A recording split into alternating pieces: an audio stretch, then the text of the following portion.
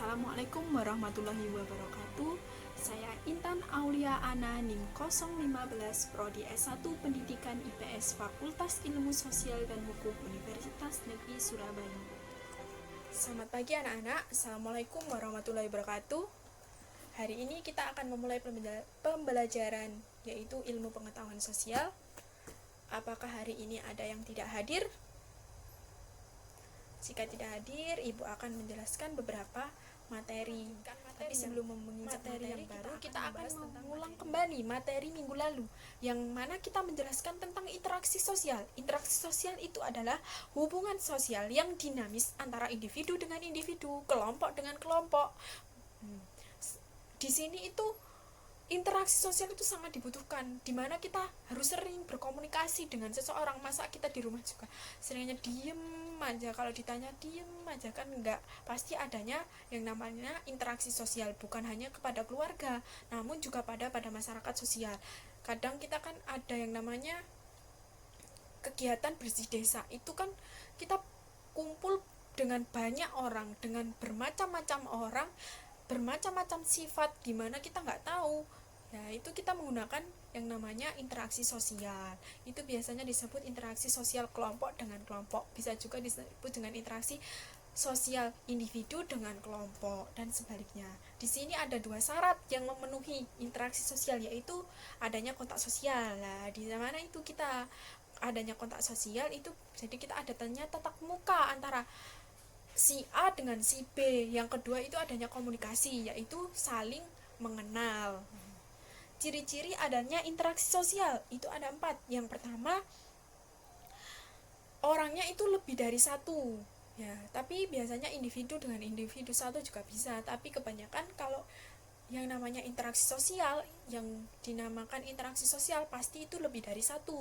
Bisa antara kelompok dengan kelompok, biasanya adanya musyawarah atau seminar, itu namanya lebih dari satu. Yang kedua adanya komunikasi, yaitu berbicara atau tanya jawab, seperti guru dengan murid, orang tua dengan anak, dan lain sebagainya. Yang ketiga adanya dimensi waktu. Nah, ini waktunya ditentukan.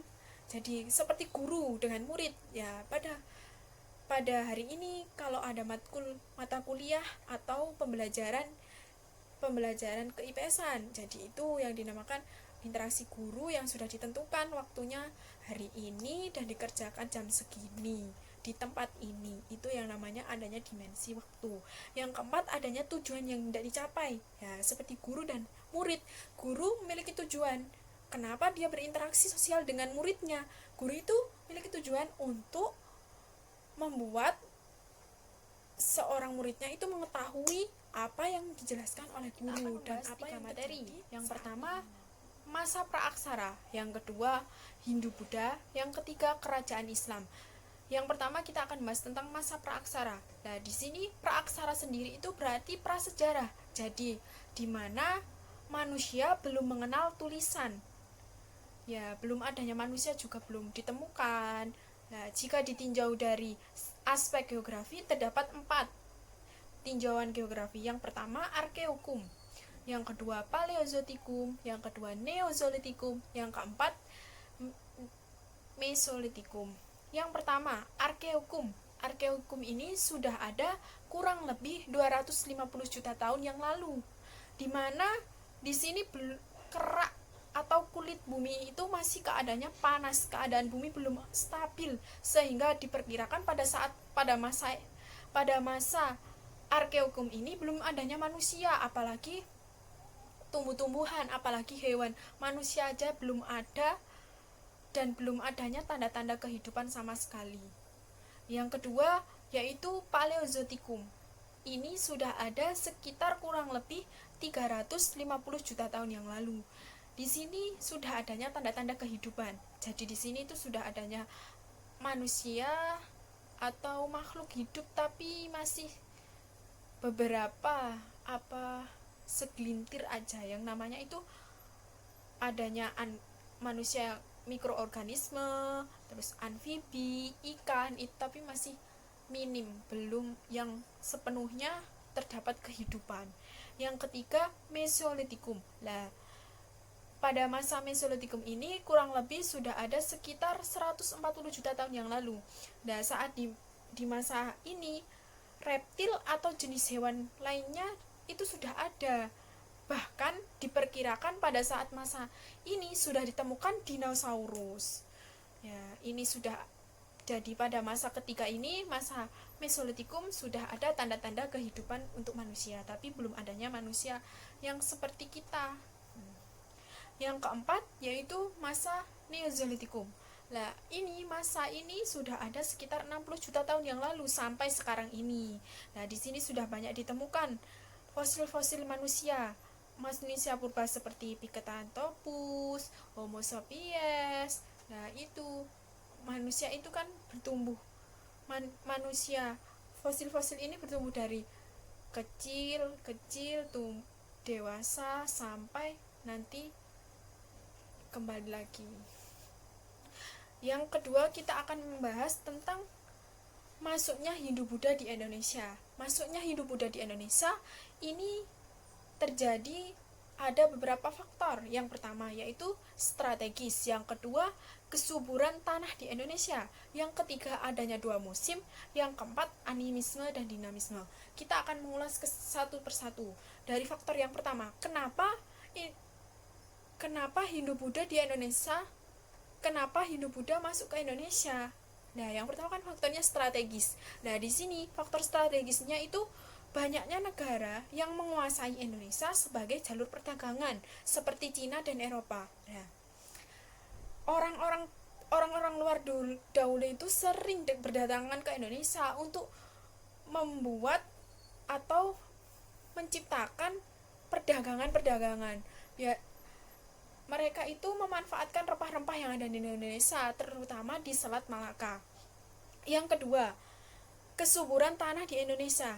Nah, di sini kenapa orang Hindu-Buddha masuk ke Indonesia?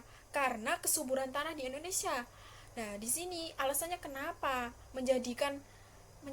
di sini itu dijelaskan bahwa menjadikan para pedagang untuk menetap di Indonesia, karena hal itu banyak warga Indonesia yang menikah dengan orang Cina atau Eropa, sehingga kebanyakan orang-orang Cina atau Eropa berdatangan ke Indonesia dan dia itu menikah dengan orang Indonesia, kemudian menetap di sini dan dia menciptakan beberapa usaha atau perdagangan, sehingga makanya kebanyakan di Indonesia itu penduduknya ada yang beragama Hindu ataupun Buddha. Yang ketiga, adanya 2 musim. Nah, di Indonesia ini terdapat 2 musim, yaitu musim kemarau dan musim penghujan. Kenapa musim penghujan juga termasuk dalam faktor atau yang memfaktori masuknya Hindu-Buddha di Indonesia?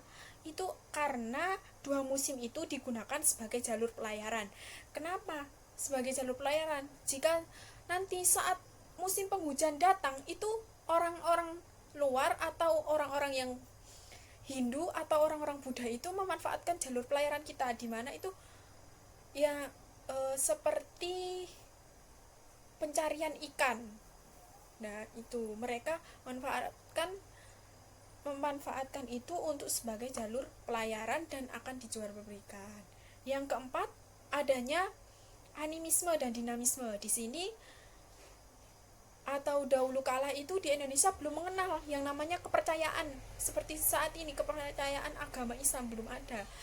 Yang dahulu itu orang-orang dahulu itu mengenalnya animisme dan dinamisme, di mana kepercayaan tersebut itu kepercayaan terhadap roh-roh atau benda-benda yang mati. Jadi orang-orang terdahulu itu menyembahnya bukan kepada Allah, tapi menyembahnya kepada binatang, bintang, batu, dan roh-roh nenek moyangnya yang disembah, bukan karena seperti saat ini sudah ada agama Islam, agama di Indonesia sekarang kan sudah ada 6 agama insya Allah. Indonesia itu terdapat 6 agama: Islam, Buddha, Cina, Konghucu, dan lain. Nah, kerajaan pertama yang masuk ke Indonesia yaitu Kerajaan Kutai. kerajaan pertama yang berdiri di Indonesia, kerajaan yang pertama berdiri di Indonesia yang bercorak Hindu-Buddha, yaitu kerajaan Kutai. Itu sudah ada sekitar abad keempat. Nah, di sini raja yang memimpin atau yang menguasai pada saat kerajaan Kutai ini yaitu tentang masuknya Islam di Indonesia. Nah, masuknya Islam ke Indonesia itu melalui 4 teori. Yang pertama teori Gujarat, yang kedua teori Cina, yang kedua teori Persia, yang ketiga teori Cina, dan yang terakhir teori Mekah. Di sini pertama kita akan menjelaskan tentang teori Gujarat, di mana teori Gujarat ini sudah masuk ke Indonesia sekitar abad ke-13 melalui kontak para pedagang dan kerajaan Samudra Pasai yang menguasai Selat Malaka. Teori ini dikemukakan oleh Snok Horjue yang diperkuat adanya makam Malik As-Saleh. Ini ditemukan tahun 1297. Yang kedua yaitu teori Persia. Teori Persia ini dibawa oleh orang Persia pada tahun abad ke-13 yang dikemukakan oleh Umar Amir Husain. Di sini bukti atau yang memperkuat adanya teori Persia adalah peringatan 10 Muharram. Peringatan 10 Muharram ini peringatan 10 Muharram Islam Persia yang berupa upacara peringatan yang disebut dengan tabwik atau yang sering terjadi di Sumatera Barat. Untuk kalian yang mau melihat atau mengetahui upacara tabwik itu seperti apa, kalian bisa lihat di YouTube dan di jurnal-jurnal pasti sudah ada. Yang ketiga adanya teori Cina. Di sini teori Cina itu diperkuat adanya Raden Patah, di mana Raden Patah ini Raden Demak yang milik keturunan Cina. Jadi dia itu sudah ada di Demak, tapi dia memiliki keturunan Cina. Nah, disinilah dia membawa yang namanya masuknya Islam ke Indonesia. Selain itu ada perdagangan Cina yang pertama menduduki pelabuhan Nusantara. Yang keempat adanya teori Mekah. Di sini teori Mekah itu dibawa oleh para musafir yang dulu itu musafir tersebut aslinya orang Cina, aslinya orang Mekah, kemudian dia pergi ke Indonesia, kan itu disebut musafir atau orang yang sedang hijrah dari tempat satu ke tempat yang lain. Nah, di sini musafir yang ada di Mekah datang ke Indonesia itu tujuannya untuk berdagang. Dan selain itu dia juga membawa agama Islam. Ini sudah ada sekitar mengenai tentang masa praaksara, masuknya Hindu-Buddha, kerajaan Islam, masuknya Islam di Indonesia, kerajaan Hindu-Buddha yang pertama ada di Indonesia, kerajaan Hindu-Buddha yang terakhir berada di Indonesia. Kenapa, Bu? Gitu kan kalian bisa tanya, kenapa, Bu, orang dahulu itu lebih percaya kepada roh dan benda-benda mati gitu. Kalian bisa bertanya, apakah kalian sudah paham semua? Jika kalian sudah paham dan tidak ada pertanyaan, Ibu akan mengasih tugas. Tugasnya ini kelompok. Tugas kalian kelompok. Kalian buat sekitar 3 kelompok dengan jumlah masing-masing 4 orang. Nanti kalian membuat seperti peta konsep dari pertama itu masuknya praaksara. Itu peta konsepnya ini praaksara ditinjau dari aspek geografi itu apa saja gitu. Terus Hindu-Buddha, kerajaan Hindu-Buddha yang ada di Indonesia pertama, rajanya siapa, masa puncak kejayaannya dan lain sebagainya. Apakah ada pertanyaan dari tugas itu? Jika tidak ada, kita akhiri dengan bacaan hamdalah. Semoga ilmunya bermanfaat.